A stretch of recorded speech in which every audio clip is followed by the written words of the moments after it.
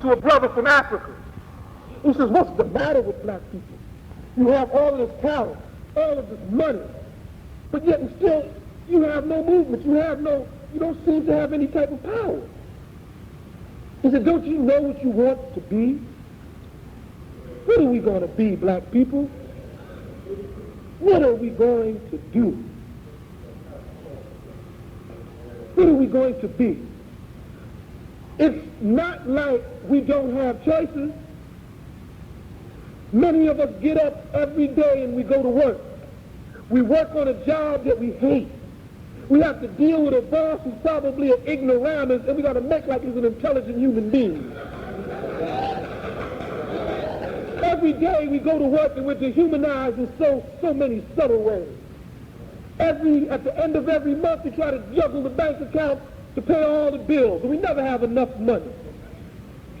And just when we think we got enough money, they jack up the rent, the food prices go up, and all of a sudden, our job gets phased out. They don't fire you no more. They phase out your position. That's so you can get on the unemployment roll, and then you get on the unemployment roll and you can't get enough money to buy yourself an ice cream on a regular basis.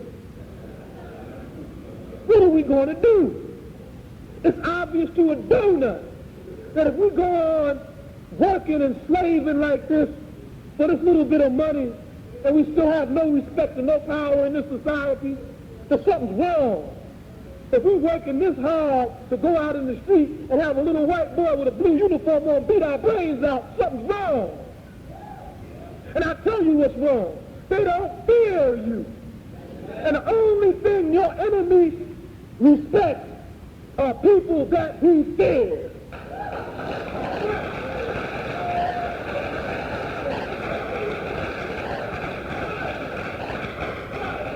They feared George Jackson. They feared Malcolm X. They even feared Dr. Martin Luther King. They feared Marcus Garvey. They feared Harriet Tubman. They feared Assata Shakur. They feared Fannie Lou Hamer. They feared black people that stood up on principle and refused to bow down. They feared them. But they understood one thing, that a leader is one thing. The art of leadership is one art. The art of fellowship is a completely different ballgame. And our problem is that we have followed charlatans in silk suits before we would follow a wise person in rags. We didn't look at the ideas, we dealt with the packages. This is why people stand up before us and give us every solution from the mothership to voting rights. This is why Spike Lee could come along and do a movie and tell you that he's an artist. And he's telling a story that should be told. That's what he tells us. So if I attack Spike Lee, I'm attacking an artist. I'm trying to tell you now, and I'm going to make it very clear here. When we deal with people who are in positions to use the film and the radio and the TV, which are instruments of propaganda, to undermine our heroes and sheroes, they have to understand that they will be subjected to a political re-education.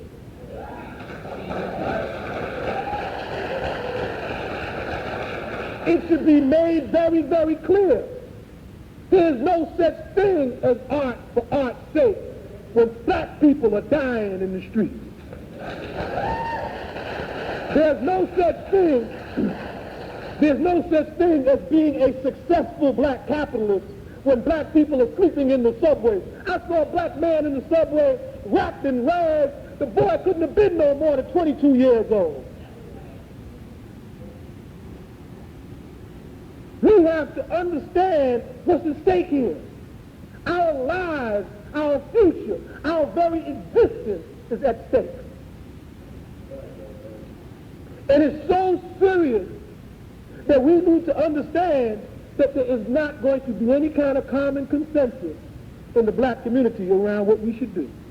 We have to get together with people that think like us and start to move on our enemies.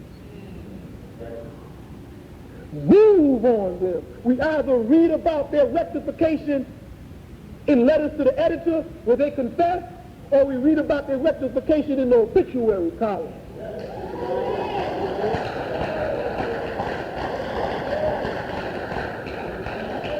Al Sharpton and all of these buffoons who chase coffins, who chase the ambulances, every time you see them on the set, they're always going for some type of dramatic and militant statement. It ain't bust a great yet. They ain't pinch a chinch.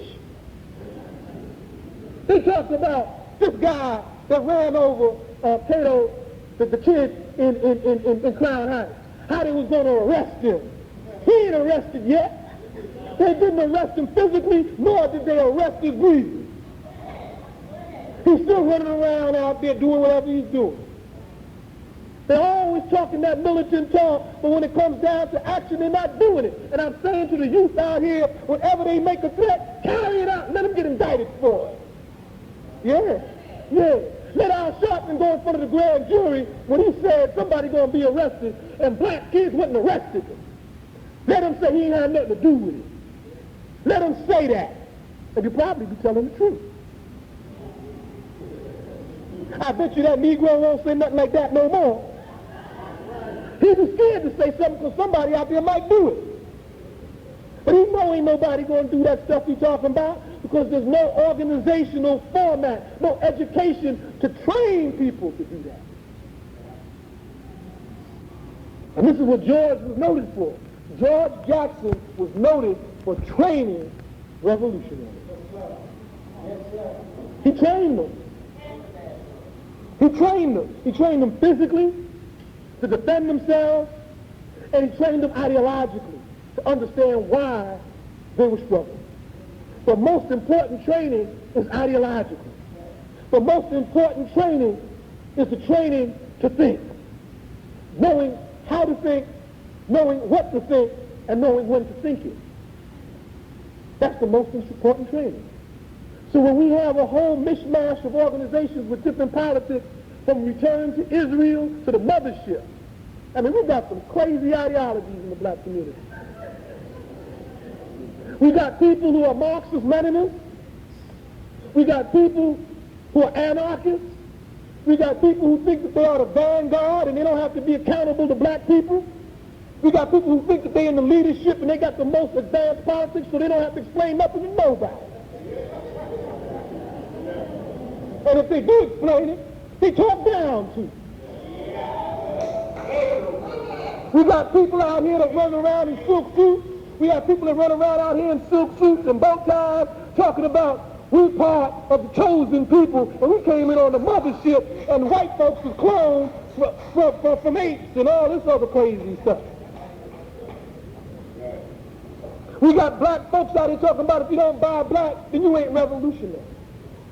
We got every mishmash of ideology you could possibly think of, and we ain't got no freedom. Why? Because every last one of those ideologies have a serious flaw in terms of our reality. And everybody's scared to speak on it. Because if we speak on it, then we're attacking somebody else. You don't like them. It's personality. I'm telling you that a contradiction is a contradiction when it is ideological in principle. And if we take up the example of Malcolm, we should have no problem ironing out our ideological differences and moving towards the most progressive position. You see, we have to be the most progressive people in this country because we're the most oppressed. Ain't no sense in us being the most backwards because that just reinforces our oppression. We have to be the most progressive. If we're about liberation and freedom, then we can't be about the oppression of anybody else. We can't support it, we can't condone it, and if we think that's what we feel, we need to question what we're thinking. I know many of you don't understand that. Some people will get up here and talk in ways that were homophobic. People will stand up on the stand and say, well, Dhoruba, you went and spoke at a forum that gay and lesbians sponsored. What that mean? You advocate faggots? And they use this derogatory term, and anybody that's gay and lesbian, please excuse me for using that term. I'm using it to illustrate the type of things that we're up against. And I have to explain to them, brother, I don't have to advocate a person's sexual preferences in order to understand that if they're the victims of sexism and oppression in this society, they're on the same side of the barricades as I am.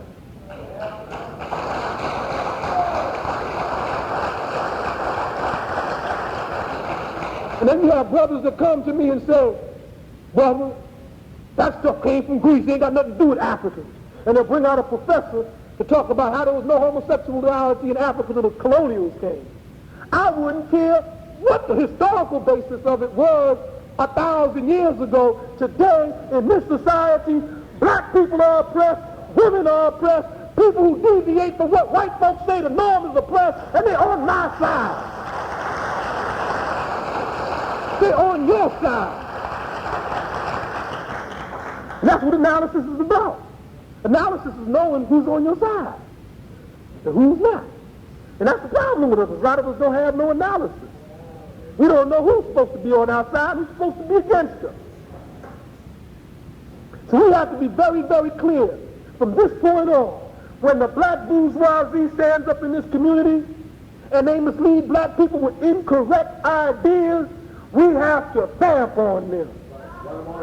Run them out of here. If Spike Lee thinks he's going to have his grand premiere in New York City, we have to let him know that if you have it in New York City, it's going to be hell up in Harlem or hell downtown. It's not going to go down like that. Malcolm was ours and nobody's going to take that from us.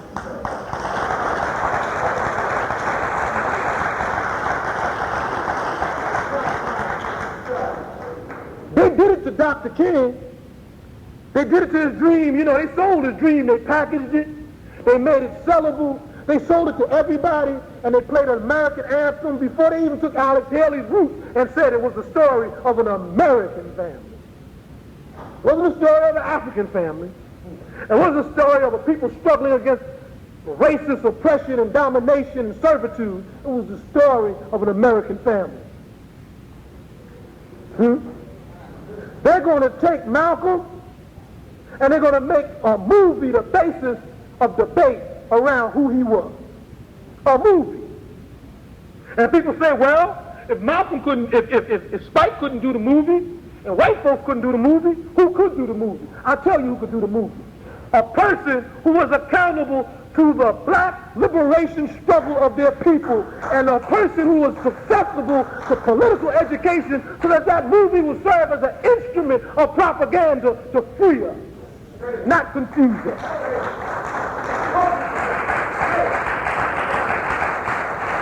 All of you saw that picture, that play that came out of South Africa about the young student, Safiya. Do you think that the people that produced Safiya were not accountable to the ANC? Safiya was one of the most effective instruments of propaganda that the ANC had, because it took the very emotional basis of their struggle around the world so people could identify with it. Right. What the hell are we going to have identify with jungle fever and boys in the hood? And she's got to have it.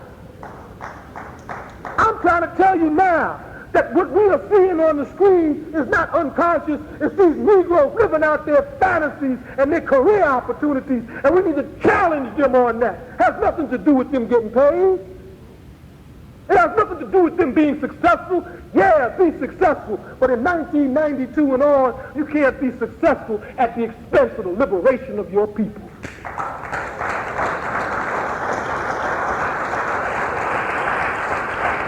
It's getting late.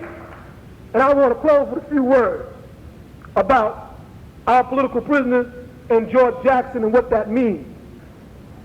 George Jackson was killed as a consequence of a counterintelligence plot.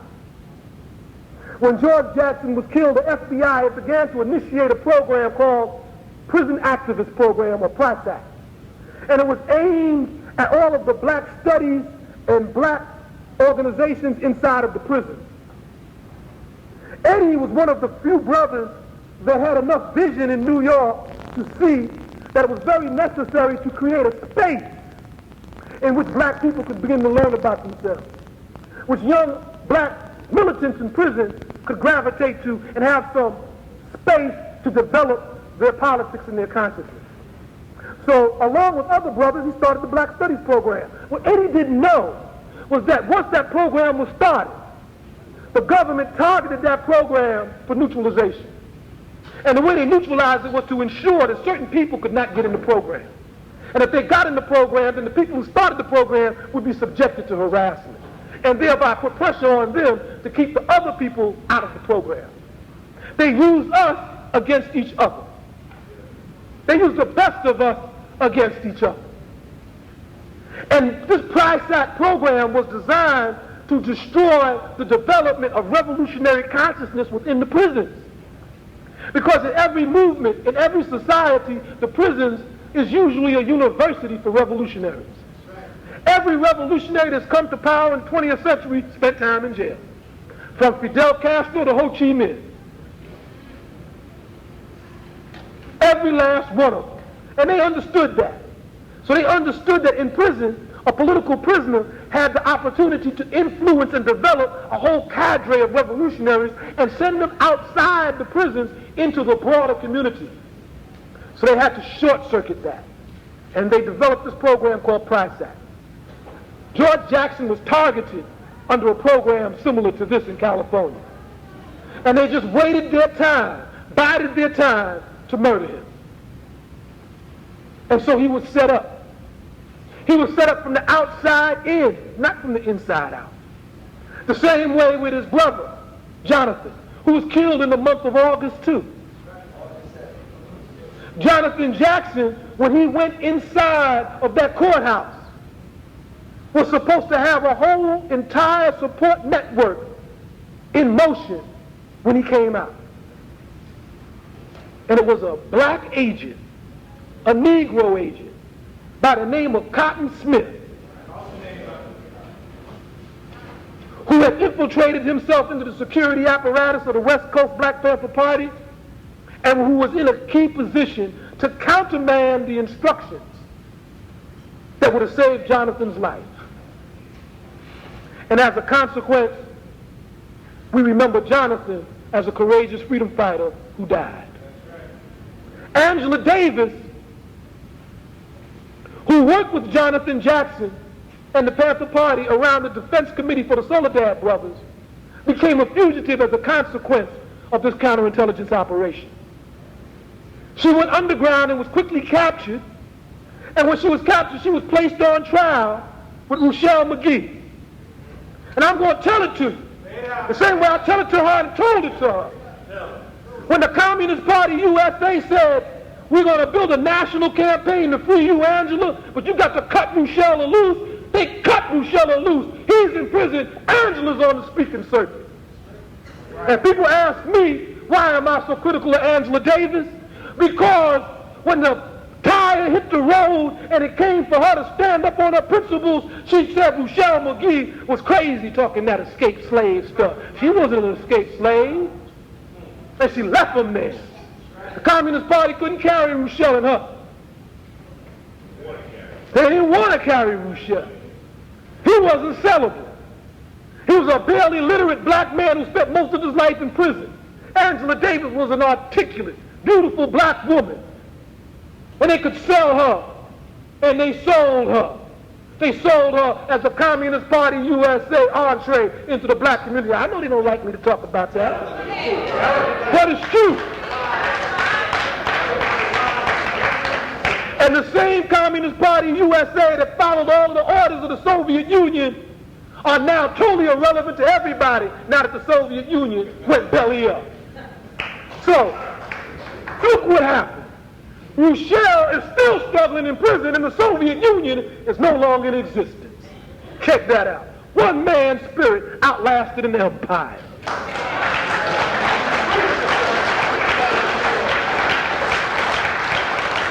Rochelle McGee won't come out of prison because we rallied. He won't come out of prison because we sold petitions. He will come out of prison when we can make the type of demands on the U.S. government that they cannot refuse. When we give them an offer that they can't refuse. And the only way we're ever going to be in that position is to build a movement that gives the type of offers that anybody can't refuse. So I'm saying to you, brothers and sisters, when September 9th comes, understand that the Queens too have to be supported.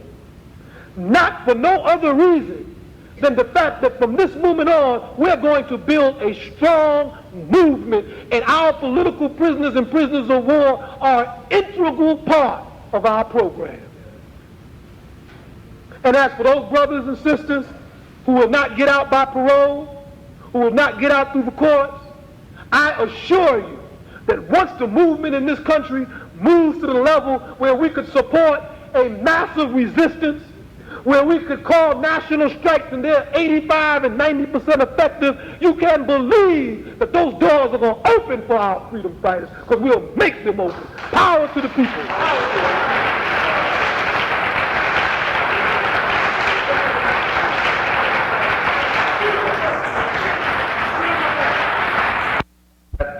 In prison, the people who run the prisons don't always allow certain kinds of mail to come in. And particularly with the political prisoners, their mail is very closely monitored, censored, or kept away from them. And so we sort of like crossed our fingers and hoped that we would get answers to these letters. Now, I'm just reading two of these to you. But we wrote to more than a dozen of these brothers and sisters who were political prisoners, and in every instance we got back replies. And I was struck by the content of those letters.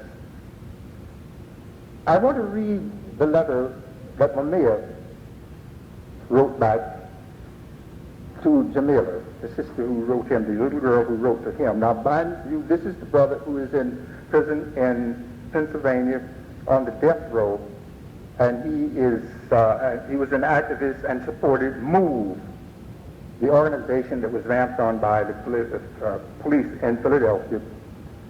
Permission was given by a Negro mayor to blow up the house, and 13 people died, and 2 blocks of houses were burned to the ground. Mind you now, this brother is the #1 person on death row in Pennsylvania. That means that when the next execution takes place, he's likely to be that person unless there's some way it can be stopped. And he writes, "Dear Jamila, thank you for your recent letter and for those of your fellow students there at Resurrection. I am here for opposing this system and not bowing down to it. When you fight this system, it will sometimes hurt you. But if you truly believe in what is right, then you will fight on despite the hurt, for it is right. Will we ever have freedom and justice in the USA? I really don't know, Jamila. But if we don't fight for it, we won't ever get anything. I hope your dreams of helping people as a nurse come true. But I have one question. Why not become a doctor? Never limit yourself, Dacia. There is limitless power within you, within your mind. Use it. Stretch. Why not become an herbalist? That way you can help people be healthy without using up a lot of poor people's money like doctors. Think on it.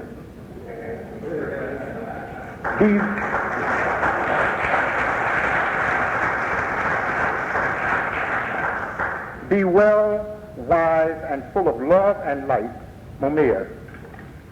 And then I want to read one other. Well, I have 2 very short ones I'd like to read. They're very short. "Peace, dear Delilah. I hope this letter finds you and your family in good health and high spirits, if Allah, God, wills. I was very happy to get the nice letter that you wrote me. Thank you. It always makes me feel good to hear from my young sisters and brothers. I became a political prisoner because I was locked up for doing political work to help our people become a free and independent nation. You also asked me if black people will ever have freedom and justice in the USA. Well, I don't really know for sure, but whatever happens will depend a lot on what you and our other young people do. I hope you will continue to study and learn so that someday you may help to bring freedom and justice to Africans and all people. May Allah guide, direct, and protect you. Much love from your brother, Sekou M. Abdullah Odenga. And then this is the last one. It also is short. Dear Safiya, thank you very much for your letter. You write very well, and it was very good to hear from you.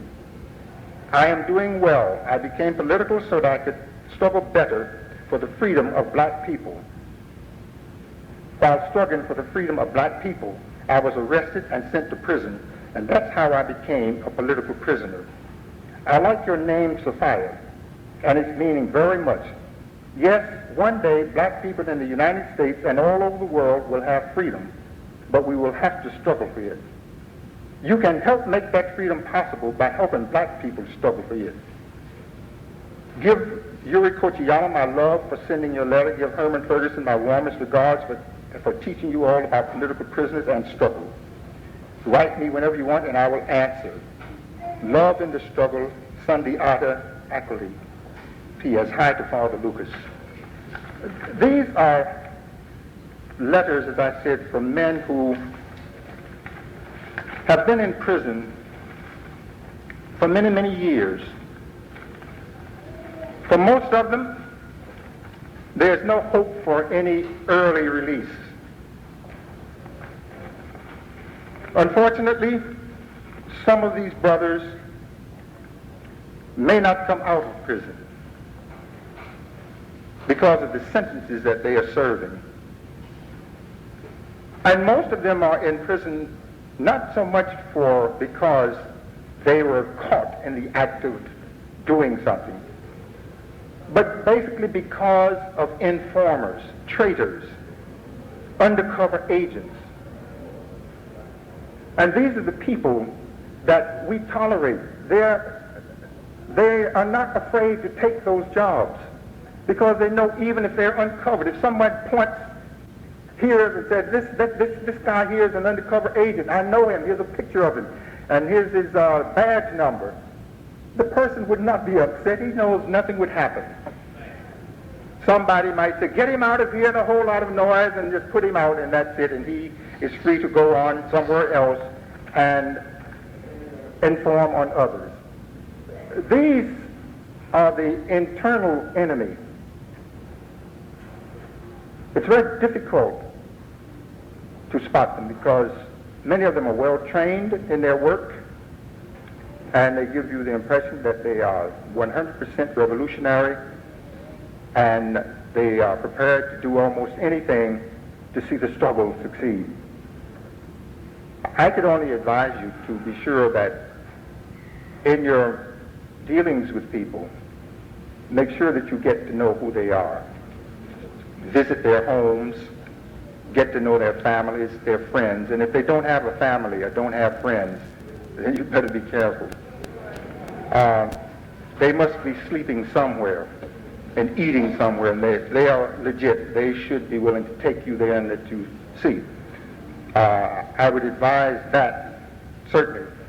Now, as a result of the writing letters to the political prisoners, it made it easier for me to work with these young people. They had a deeper understanding of the meaning of the term, and they understood the difference between a political prisoner and a common criminal. And so I was able to lead them into other areas because of the fact that these brothers who are in prison wrote them these beautiful letters, these very informative letters. And as I began to reach near the end of my presentation, I want to raise the question that why is it that we have been so slow in recognizing these brothers and sisters? These were our warriors. These were our soldiers. They were fighting to defend our black nation. I wasn't here when most of them were taken down. But I've always wondered when they were taken down, and they didn't take them all as a group. They knocked off one here, a couple there, and I'm talking basically about the Black Liberation Army. And I just wonder what the reaction of the black community was. The people who had been in leadership roles back in the 60s, what was their reaction? Did they support, and what kind of support did they give to these brothers and sisters when they went down? I don't know. Perhaps someone will, at some point in time, will tell me. But I would like to talk with you for a few minutes about what I think are some of the concrete ways in which we ought to show our gratitude, our respect, and our love, and our understanding of the grave sacrifices these people have made with their lives.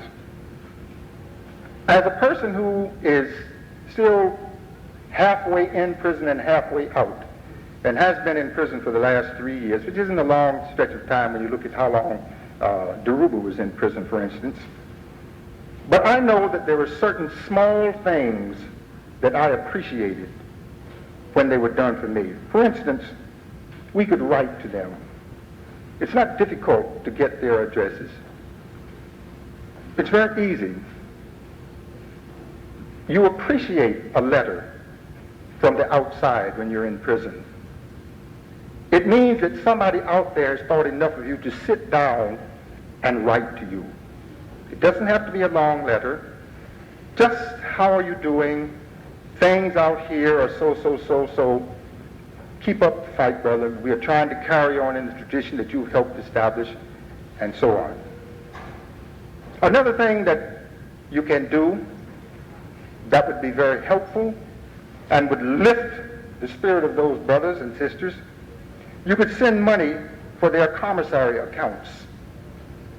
$3, $5, small amount. You don't have to send hundreds of dollars. The administration probably wouldn't let them have that kind of money, but $5 or $10, maybe you could take that on as a project.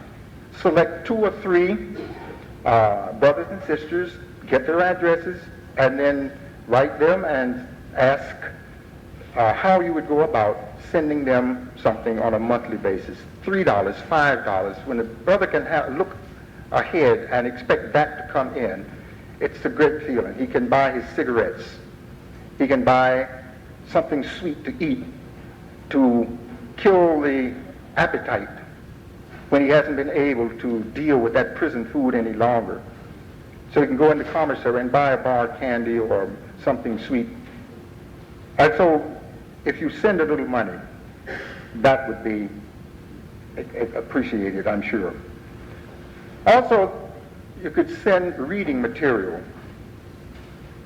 to these brothers and sisters. Sometimes in the prison, although they have libraries, the kind of material that we circulate in the black community, the black newspapers, magazines, etc., are not always available in the prisons. And that is one of the things that could also be done. You could also take out subscriptions to magazines and newspapers in the name of the person that you, or the political prisoner, whom you are going to sort of adopt, and you're going to be his contact, in a sense, with what's going on in the outside world. And then, where possible, if you can, visit them. Certainly, most of you can find a way to get upstate New York once or twice a year. It's very important when you are called and you're told you have a visitor, and it's someone you didn't, it's not a member of the family, it's somebody from the struggle whom you did not expect to see. It makes you feel good, and you go back to your cell feeling as though somebody remembered me. And it makes you feel stronger, and you can move ahead and fight that system and survive in it another day, because you had somebody come to visit you and give you the kind of support that you need. And then I would like to suggest that in meetings like this, where informed people like yourselves are there, understanding people, and yes, even political people, we should begin all of our meetings with a minute of silence while their names are read aloud. All of our meetings, wherever, so that we begin to develop a feeling for these brothers in absentia. And then people who don't know about them will want to hear about them, and you could tell them about it. But that might be one of the things that we could start as a part of our movement. Wherever we have any sort of function, when we declare it open, the first item on the agenda is 30 seconds or 60 seconds of silence while someone reads off the names of our political prisoners. And if you don't have anyone there who knows the names, a minute of silence dedicated to their memory and a sort of appreciation for the sacrifices that they have made.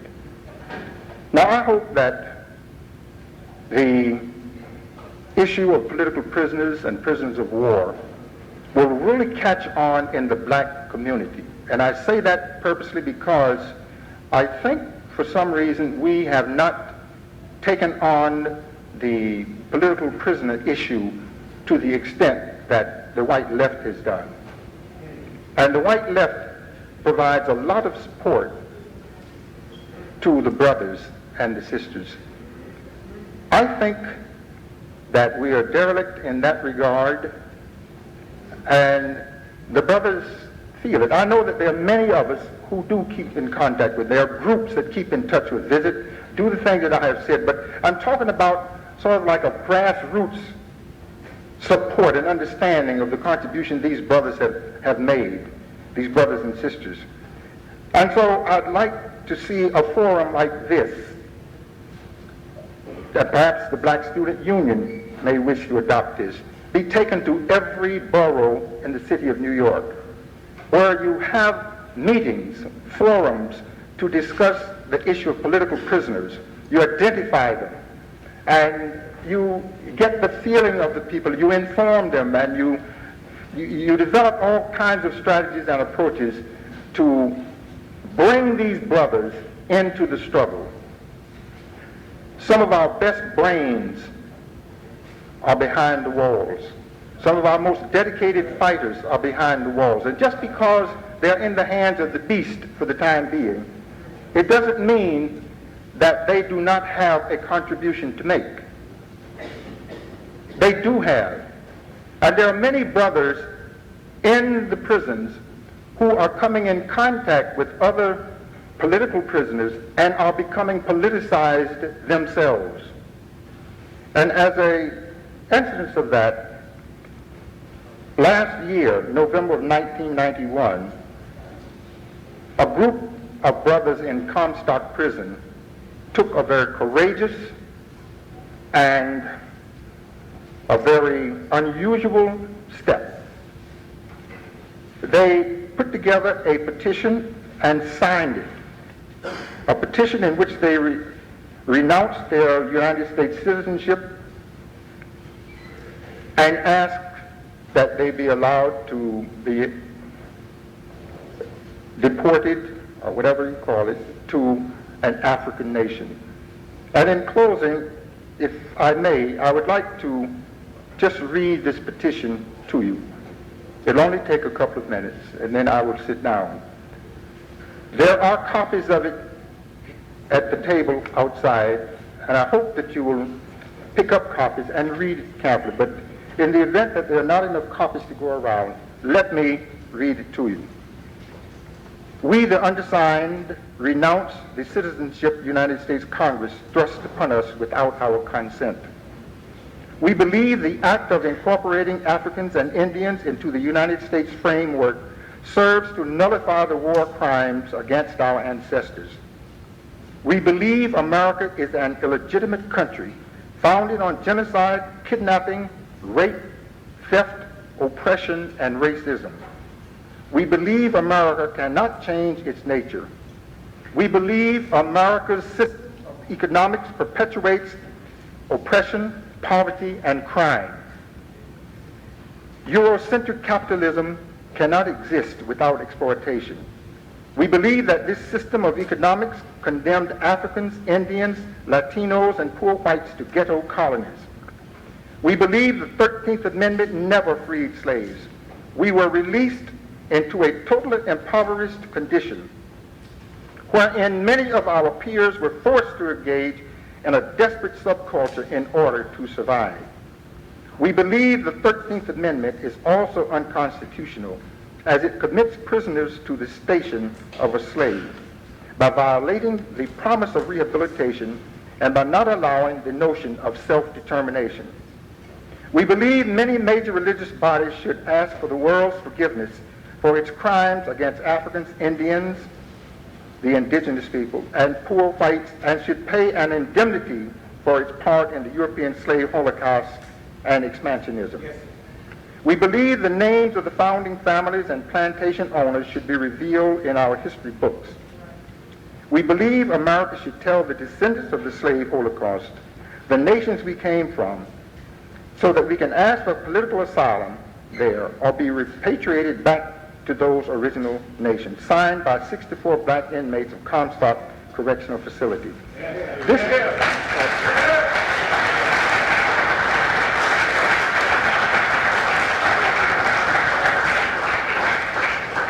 Let me ask you this. These brothers who are held in captivity by the beast, if they have the courage to take a step like this, what are you prepared to do? What are you prepared to do? Thank you very much.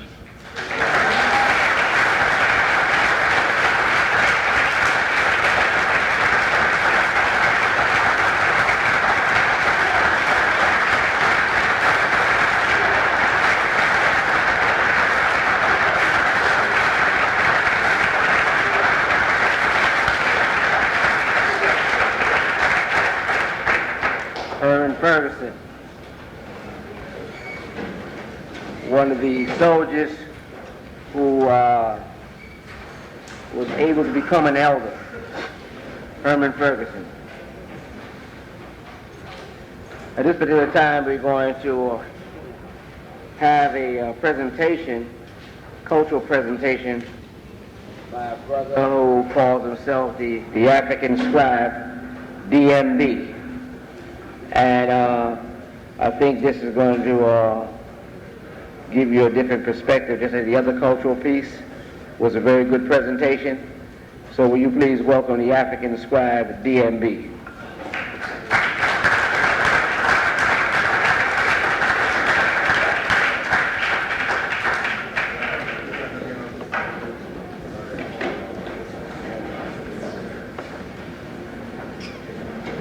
Hotep. I'm going to read some poems that I think reflects the vibes that are being thrown around here today. The first one is called The Revolution. We will one day be in a revolution in the great US of A revolution that will not be televised with Rock Hudson or John Wayne riding in to save the day. The main reason for this revolution will be that our people are just tired of being oppressed, making revolution the last resort to putting racism to its final rest. We've tried integration, separation, assimilation, and even that non-violent stuff. Now it's gotten to a point where we've said enough is enough. As a race, we should rather be dead than continue to allow white supremacy to hold us down. Because unfortunately, the only time people of African descent are at rest is when we're 6 feet underground. Many may ask, what will we solve from the African World Revolution? We would take by our culture, our history, our birth name, which is the ultimate solution. We all know that the battle lines were drawn when slavery had begun, meaning that the battle lines and the color lines has always been as one. The bloodshed in this revolution will never have an equal. unless there will be a need for this revolution to have a sequel. The body count would exceed the amount of available graves, but this is a small price to pay to ensure our next generation will not remain forever slaves. The liberal rights will be upset because the African World Revolution will not involve them, because the oppression of African people is our problem, and only we can solve them. This is a message to all you Uncle Tom, ass-kissing, wannabe white niggas who's down with that sellout crap. If you stand in the way of this revolution, we will gladly oblige you with a permanent dirt nap. But for all you African sisters and brothers who are willing to die for the freedom, must always realize this African World Revolution will not be televised.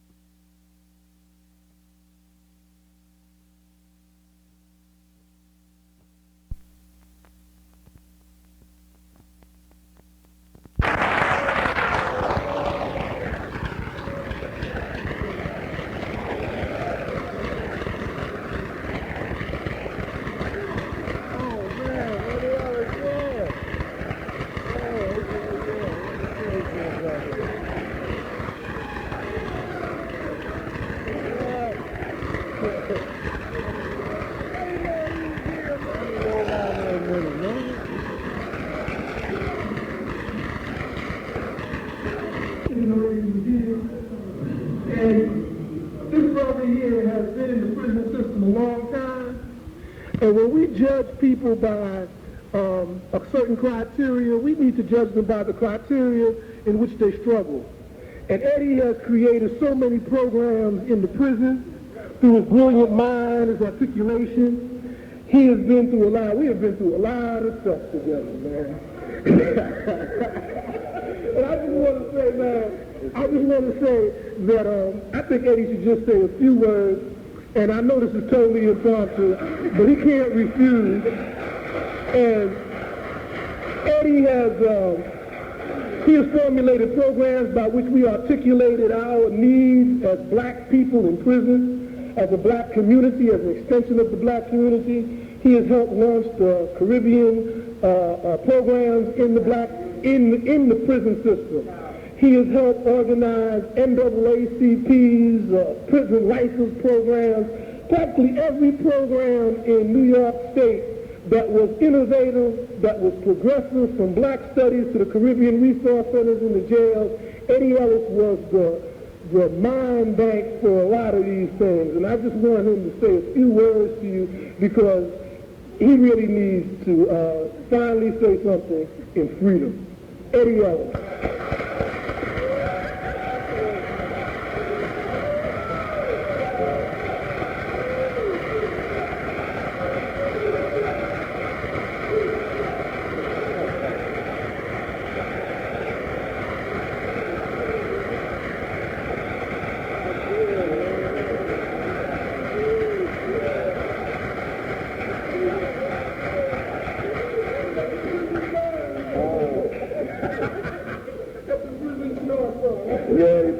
My prison clothes. Thank you so very much. I don't know where to begin. I didn't really come to talk tonight. I got out yesterday.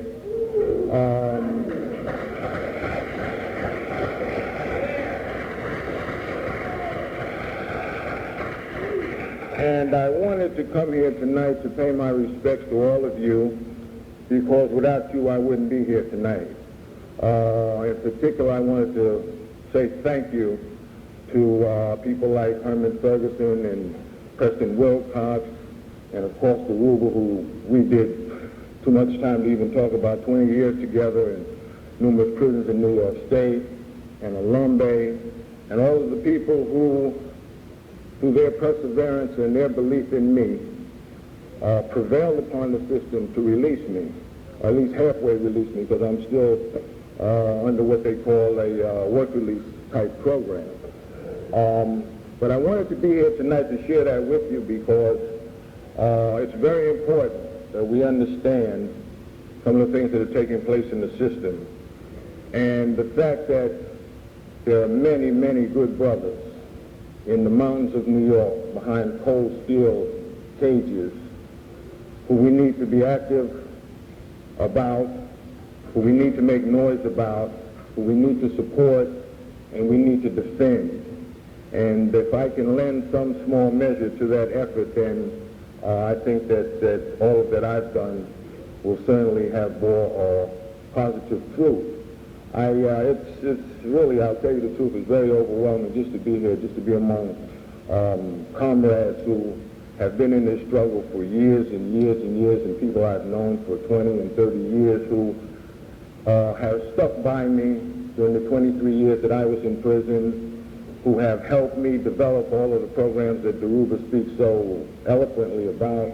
The last prison I was in was in Woodburn, New York, and during Black History Month this year, we invited up a number of people to come and talk to the brothers, give them inspiration, give them insight, share some of their experiences, and the response was overwhelming.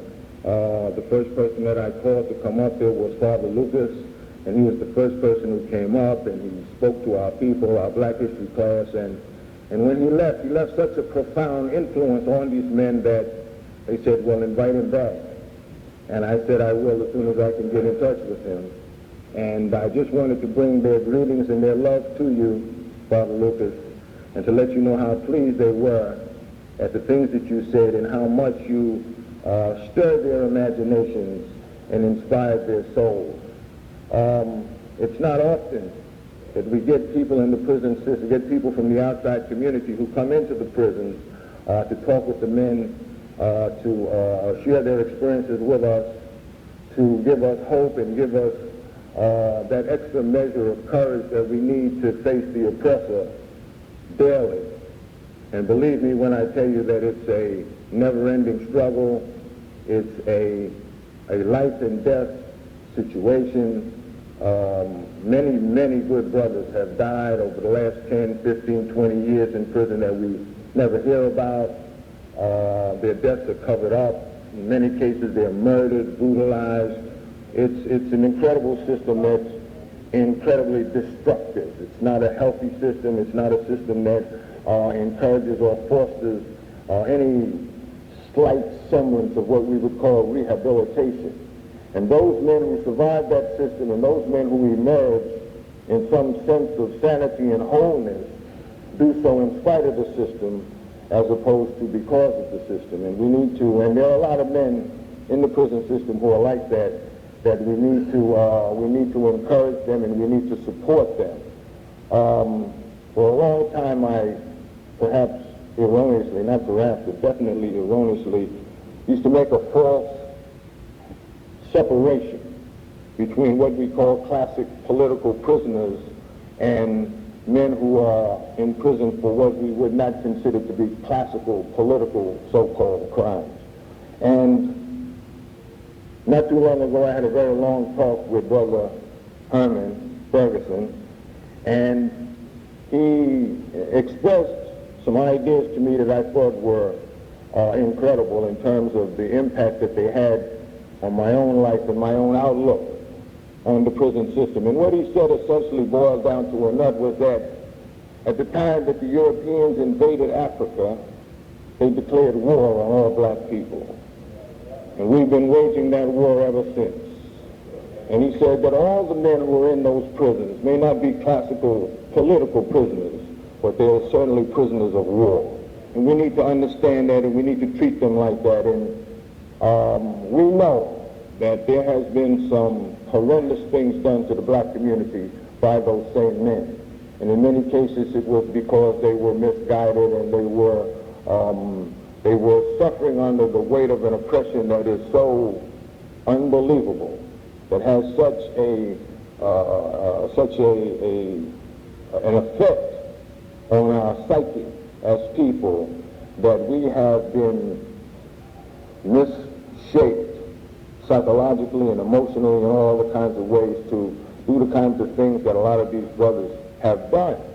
Nevertheless, the prison system, through their own efforts, has become a place where these brothers are coming to terms with their own, the things that they did that led them to prison in the first place. They're beginning to get a better understanding of who they are and about the system that confronts us all. And in that understanding, they're beginning to devise some very meaningful and very serious kinds of programs that address their needs and address our needs as African people. And I had the good fortune of being a small part of that effort. Dhoruba said some very, very nice things about me. And one of the things that I think he probably left out was the fact that throughout the entire time that he was in prison, he was a model example for men like myself who looked to him for strength and for leadership and for guidance.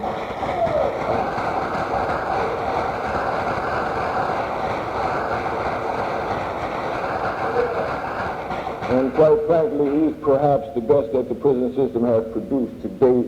And I don't say that with any small sense of accomplishment. His accomplishments far exceed my own. And his fight and his struggle is not over yet. If the oppressor would have it, he would return Dhoruba to the prison system for an indefinite period of time. And it's up to every one of us here today to make sure that that never happens. We must not stop the struggle. The fight continues. The struggle is unending. And I bring you love and greetings from all the brothers in all the prisons in New York State. And I'm just overwhelmed and very delighted to be here. And I appreciate the opportunity to say these few words. And thank you so very much.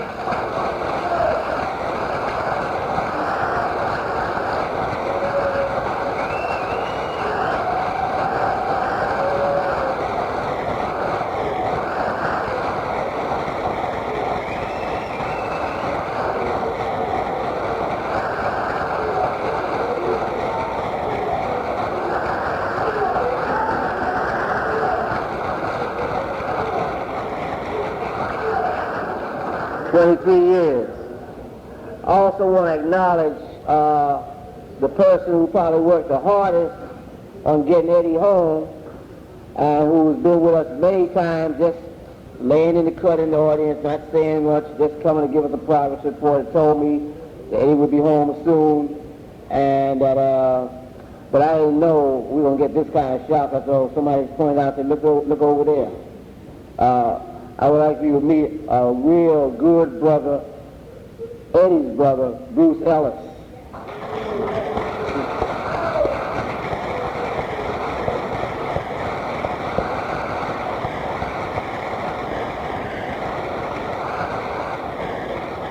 Well, this is the baddest program on this thing I've seen in a long time. All kinds of surprises happening.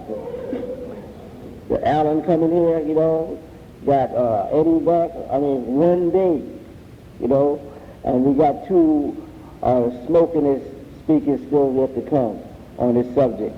And without any further ado, a sister who, I think when she first came home, she did over 8 years, and I forget how many months as a Black Panther political leader, and also as a BLA activist. And I think it's the first time she came on, she spoke right here. It was one of the first programs when we were dealing with a situation with bin-Wahad. Because I knew the sister before, we used to work together, and then when she got taken off the scene, she remained steadfast, and she's one of the baddest sisters out here. Will you please welcome Sister Safiya Bukhari Austin.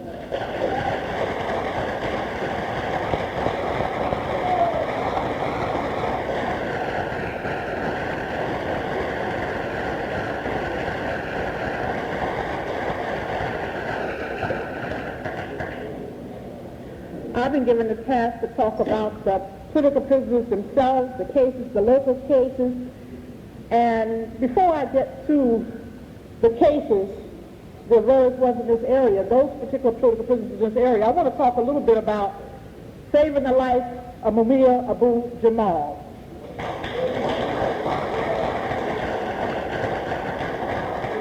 I don't think and I don't believe that anything should come out of our mouth before the question of what we're going to do about Mumia Abu Jamal being the number one political prisoner, the number one prisoner to die in the state of Pennsylvania, and all the governor has to do is sign a warrant. If we're talking about anything else and not mention that what we have to do to save this brother's life, then we're not concerned about political prisoners. We can deal with lawyers, to deal with defense committees and everything else for the other political prisoners today, tomorrow, next month, because they're still going to be alive. We don't know from 1 minute to the next whether or not the governor is going to take it upon himself to sign that warrant for Abu to kill Mumia. We should be on point, constantly doing something, saying something, raising an issue about somebody doing something about Mumia. And if we're not doing that, then we're waiting for a martyr. Our struggle has had more martyrs with nobody doing anything about it than any other struggle in the world. The cemeteries all over this country are filled with our martyrs. We don't know where half of them are buried at. We have a chance to keep one more martyr from being buried in an unknown grave today, and we're not doing anything about it. We don't have to have unity to save Mumia's life. We don't have to talk to each other to save Mumia's life. All we have to do is make the state understand that they cannot kill Mumia Abu Jamal. That's how pressing that issue is. While we're not talking about Mumia and what's happening with him, Mumia is still concerned about what's happening with us. He's still getting the voice for the voiceless from death row. He's still carrying out the task of the revolution from death row. And we're sitting back allowing the state to make a decision about whether they're going to sign a warrant or not. We cannot allow the state of Pennsylvania to kill Mumia Abu Jamal. Now, those other political prisoners that we haven't been doing anything about. And I say we, because it's all of our responsibility to do something about the issue of political prisoners. In New York State alone, we have over 15 political prisoners. Tonight we came to talk about the issue of black political prisoners. I'm going to talk about them for a minute. But I want to raise the fact that there are more than just black political prisoners in the state, and the fact that they're there, majority of them are there for supporting the struggle of black people in this country and the liberation struggle for oppressed peoples around the world. They have picked up arms in a lot of cases where we won't even pick up a pen.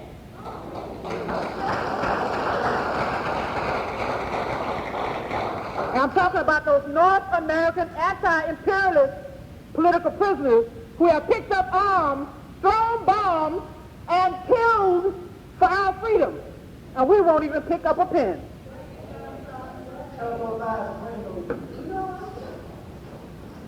Now, while you ponder, those people that we are here to honor tonight, people like the New York Three, Albert Washington, Anthony Bottom, and Herman Bell, who have been in prison all 21 years come August of this is August, who have been in prison 21 years, sometimes not receiving letters, a lot of times not having commissaries, a lot of times not having visitors, a lot of times not even knowing that there's a movement going on because they're in a hole somewhere. Recently they were in court down at Foley Square in 2-day hearing. The first day the courtroom was packed. The second day we had to call up people to try to get them to know that the three were there, actually there, and please come to court so the court can see that it won't just a one-shot deal that people were in court for the New York Three. I'm not going to make it easy on you. I'm not going to make it easy because it's not easy. No one said that the struggle was going to be easy. And if we keep pretending that we're doing what we're supposed to be doing, 200 years from now, the same crowd, our descendants, will be in this room talking about what we're going to do about them political prisoners if they last that long.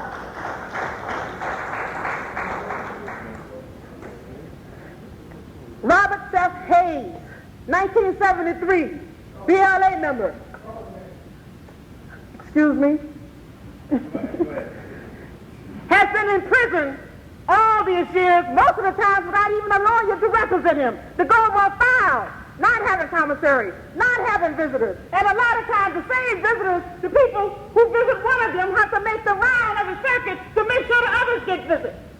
Those of us who went to prison, did time, came home, had to be the ones to come out and do something about the issue of political prisoners.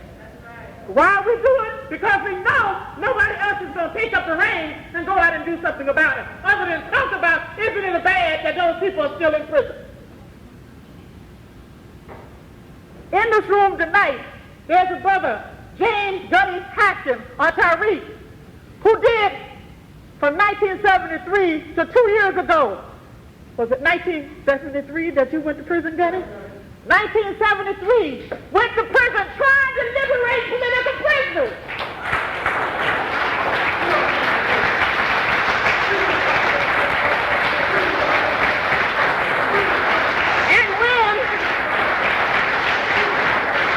And when he went to prison for trying to liberate political prisoners, there was nobody there to liberate James Gunny Haskins. There was nobody there to visit James Gunny Haskins. And because the state knew there was nobody out there to visit him, they were able to try all their means to try to get him to turn around and turn his back on the movement. They put him in sensory deprivation in Marion, the control unit at Marion, before it was a 24-hour lockdown. And they put him in there and he had no visitors. They took his mail and they rewrote it to make him seem like nobody cared about what's going on out here with him. Nobody out here cared. For 12 years he went without a visit from his family or anyone.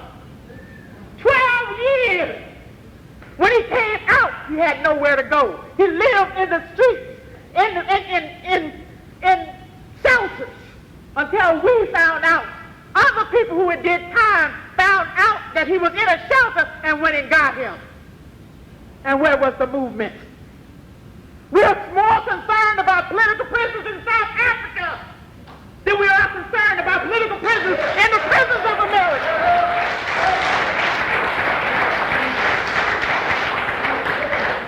And if we are not ashamed of ourselves, then we should be. Gunny is here despite the fact that nobody went to see about James Gunny Haskins. He's not about to give up the struggle. He's not about to turn his back on oppressed peoples and our people. It's time for you all to turn around and look at the issue of political prisoners in this country. New York State, right now, the Queen's two, Bashir Hamid and Abdul Majid, are waiting out in Rikers Island, waiting to appear in court on September 9th. When they came down earlier this last month to appear in court, the courtroom was basically empty. Empty. They're serving a sentence of 33 years, 33 and a third to life, as because they were members of the Black Panther Party and the Black Liberation Army. When they go to court on September 9th, hopefully the turnout will be better. They have a chance to get another trial, and we have a chance to make sure that justice is served this time. Will you answer that call? Then you have people who did all their time without their name ever being raised. Baba Odinga was one of the Panther 21. He did the time, the 26 months, came out after being acquitted. They told him he had to leave the country because he wasn't a citizen. They set him up for deportation, and he decided not to leave and go back to where he came from, but to stay here and be involved in the fight. Him and his co-defendant, Teddy John Heath, have been down for moving on drug dealers. We talked about the drug infestation in our community, and these brothers moved on it. They stayed here to deal with it. He's still almost did almost all of his time, because he's been in since 1971. Is it 71, Dhoruba? 71. Dhoruba's out there, he just ain't talking. Saying himself. Then we have the Williamsburg Four. I know you're running off at the mouth as always. The Williamsburg Four. People say, Muslims. 1972, thank you. But he's there almost all of his time without even people even raising his name even once. Williamsburg 4, if you remember, I was in the Harlem office of the Black Panther Party when there was this shootout in front of the Triangle Sporting Goods store in Brooklyn. And they brought those armored personnel equipment into that square to try to take that square for those brothers who had went over in there to get the weapons to defend the community. Out of that whole standoff, none of the brothers were killed. Those brothers end up going to prison and they're still there. No one raises whatever happened to the Williamsburg Four. It is time that we look around ourselves and begin to deal with support for these political prisoners. They said local. I want to raise one more political prisoner, and that's Jamal Abdul Mamit. Jihad Abdul Mamit, I'm sorry. Jihad is in Lewisburg. He was a Panther out of Plainfield, New Jersey. He went to prison initially when he was 17 years old. He did his time, came home on parole. While he was in, he wrote books about the Islamic jurisprudence. He worked with other people in prison around black history. He did maintain his revolutionary commitment and his revolutionary consciousness and morale.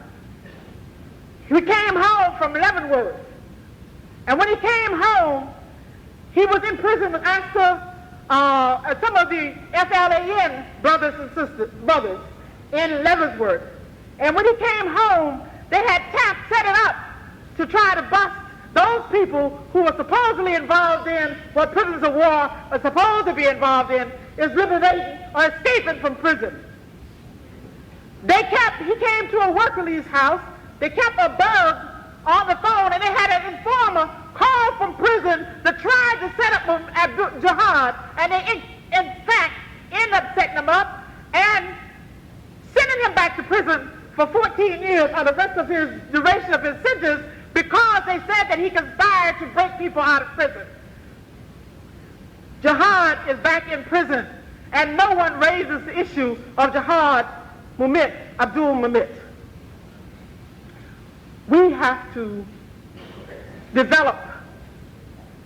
I'm most enthused about Puerto Rican nationalists and the work they do around their political prisons and their political prisons of war. From the cradle to the grave, the young, the babies and the old, all the way up in the families, raise the issue of the Puerto Rican prisons of war. The teachers in the classrooms, the mothers in the homes, when you bring them out to talk about the issue of prisons of war, they're all there. The mothers of political prisoners are there talking about the issue. The children of political prisoners are there talking about the issues. Everyone in their communities that they can deal with talks about the issue of prisoners of war and how they must be freed. They don't equivocate about the fact that these people are their freedom fighters. We have to build such a movement to deal with the issue of political prisoners and prisoners of war in the black community. We must claim our own and support our own. They're in prison for defending us. We have to be out here building a movement, building a campaign, supporting the campaigns that exist to be about freeing political prisoners and prisoners of war in this country. Thank you.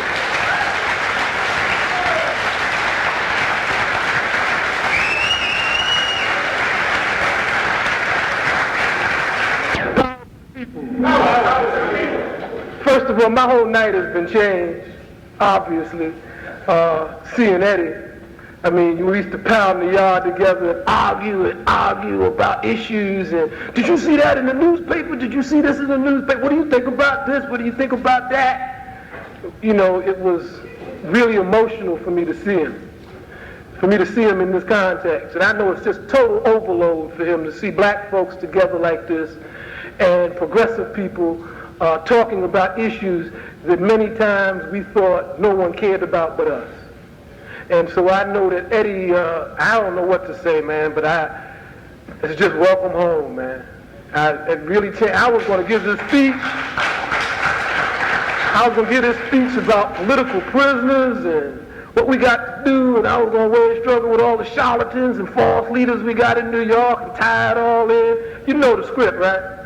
But I can't even see the paper, man, because my eyes are all cloudy, man, and misty. I'm getting all emotional and stuff. Some young person told me today that to be emotional is irrational. So,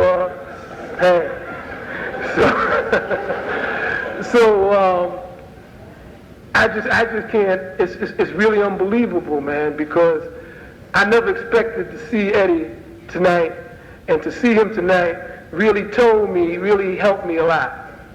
It really did. Because I had to go through a lot of things that I went through when I was released, only with the support of very few people. Very few people who understood emotionally in what I'm going through and what I went through. And so seeing Eddie today coming out, it like gives me more energy. It like soups me up again and reinvigorates me. You know, we all need victories.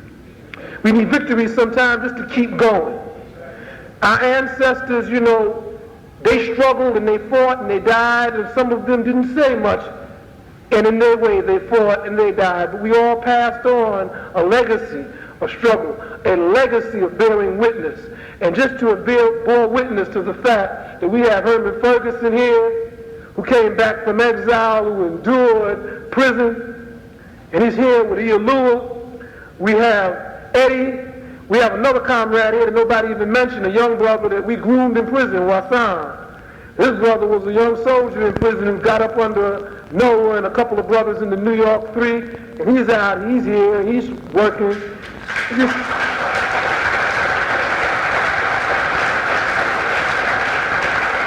Tonight was a very unexpected night. And I want to say that that we have a lot more brothers and sisters to free. And some of them won't get out through the courtrooms or through work release. The only way they'll get out is through the irresistible power of a black liberation movement that is uncompromising, revolutionary, and has a strategic vision that includes their freedom fighters. We have to do what the ANC and the PAC did for their political prisoners in South Africa. We have to make their freedom as integral to our well-being as any platform, any point, or any issue that we can raise. When we talk about decent housing, when we talk about freedom from police brutality, in the same breath, we have to say there can be no end to police brutality until our political prisoners are free. Don't be mistaken into thinking that if you give us another Negro police commissioner, if you hire more blacks on the police force, that will change the relationship of the police to the black community. The black community has a relationship to the police, and one of the speakers up here made it very, very clear. When we were brought here, it was an act of war. Every instrument of the state that maintains us in a degree and a level of poverty, unemployment, oppression, repression, misery, and pain, every instrument of the state that does this is an instrument of war against us. So we need to be very, very clear about who our enemies are. We have to declare war on the black bourgeoisie. We have to make Negroes understand that they cannot come in our community and do what they do and posture for the white press and their marionettes and their controllers and then masquerade around our community as if they are struggling in our interests. We have to run them out of here.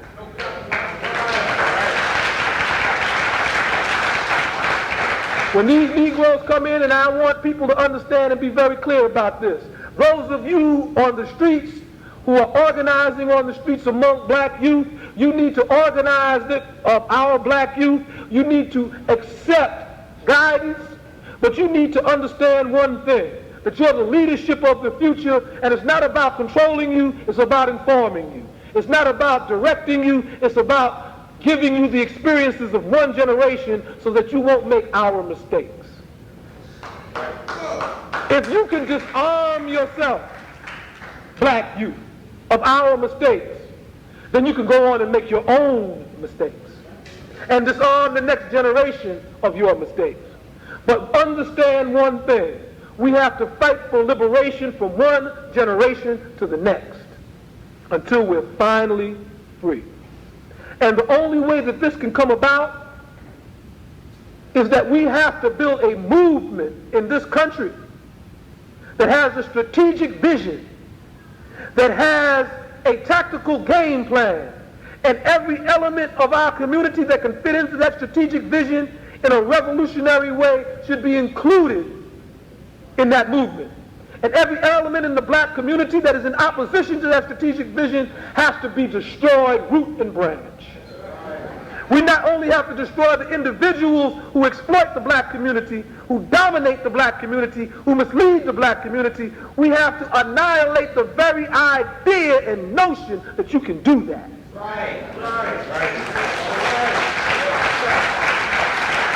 When we look at George Jackson's life, we see a life of uncompromised struggle in the most racist and violent environment imaginable.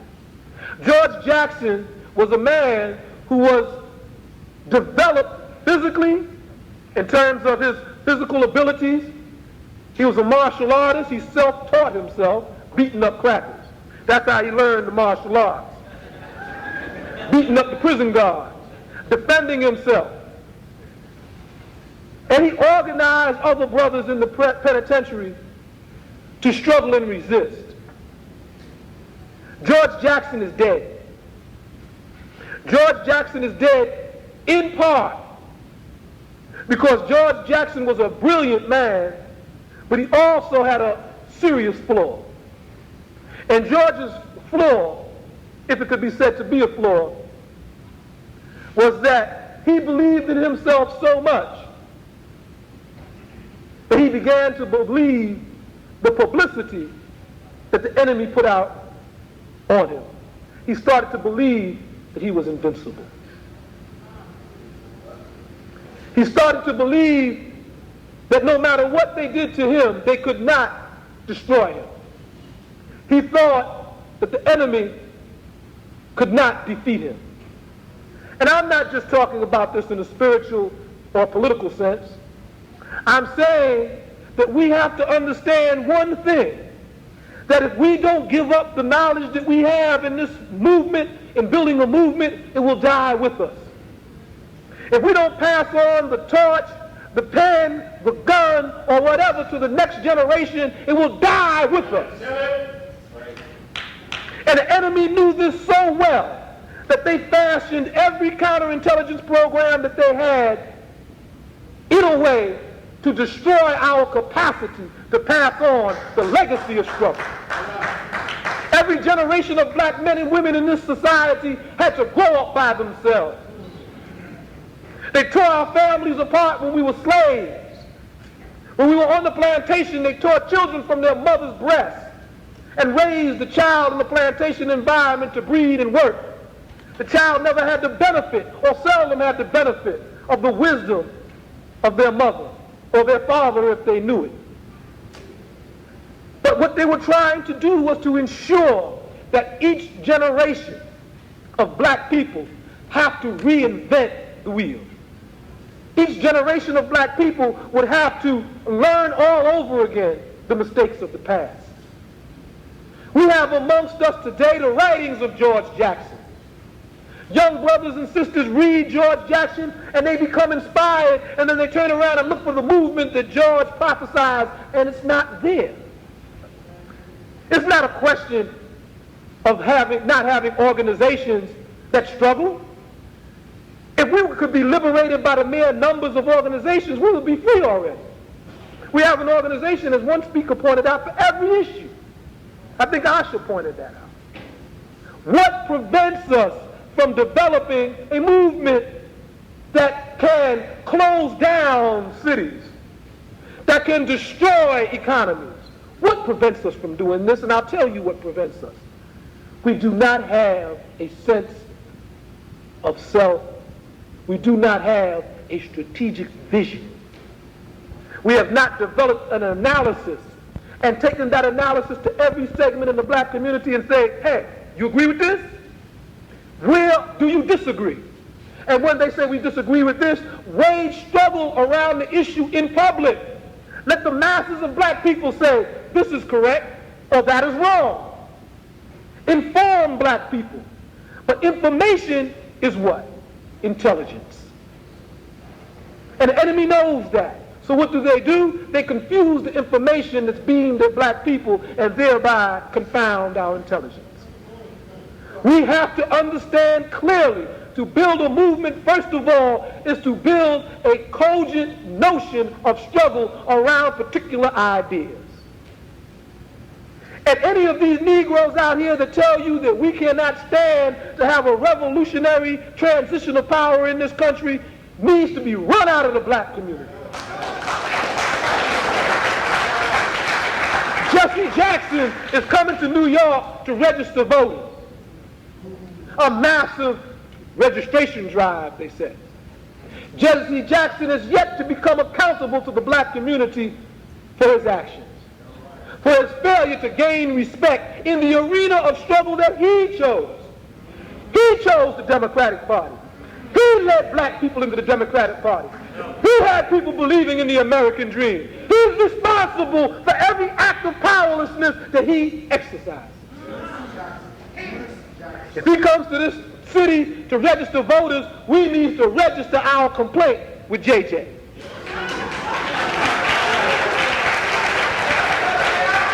We need to hold him accountable for the strategy. Clearly understand what I'm saying. It has nothing to do with personality.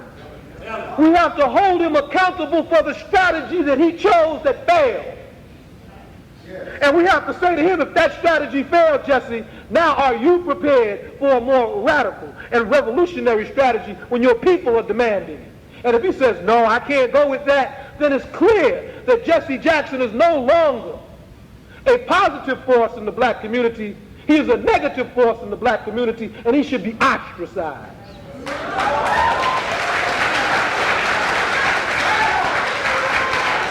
We don't have time. We have very, very little time. It's the same thing when we deal with anybody in this community. If we have black professors and historians who could come up into these forums and pontificate on the bones of our ancestors, who are head of black studies departments in universities, we need to go to them and say, how many black revolutionaries are you giving us to lead our community? How many black minds have you guided towards revolutionary ideology? And if they say, well, no one has come out of my institution that has become a revolutionary activist, then we need to say, brother, it's time for you to step down.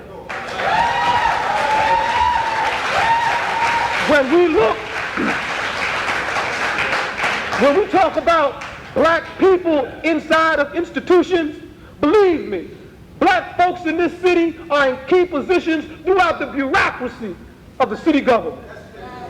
But yet and still these crackers could murder black people and face no retribution. They can't even get a false income tax form in the mail. Nobody conducts an investigation of them. And there's people that have the power to unilaterally investigate these people. Why aren't they doing it? Because they live in my building, they live in your building, and we let them live there. We don't say to them, you're in the police department, hey, what you gonna do? We say to them, hey brother, what's happening? Well, I'm with you, I hear them, some of you in here now. Cops, who tell me on the side that you on our side, we don't get no intelligence reports about these crackers that murder black people.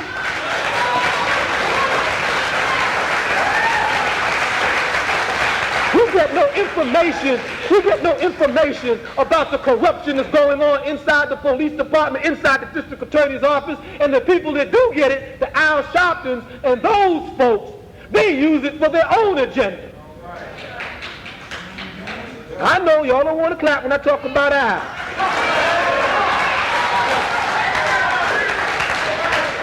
I had a brother yesterday tell me after I was on WLIB, he totally disagrees with what I said about Al Sharpton. And this brother had on a Vietnam veteran's hat, but medals all down his chest.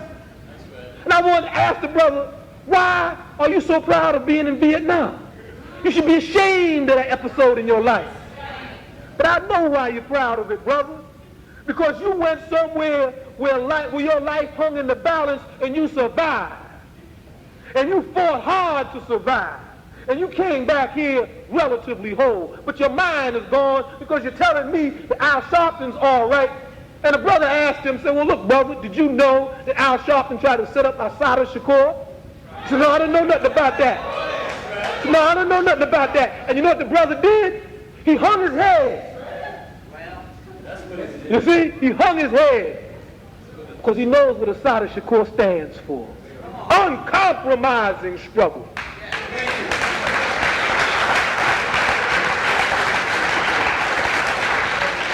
Not about personality. It's about principle. Yes, sir. It's not about being right all the time.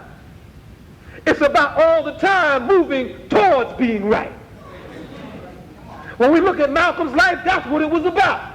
Malcolm was a man that tried and struggled mightily to always move to the most progressive position. He never stagnated and was satisfied to be at one level.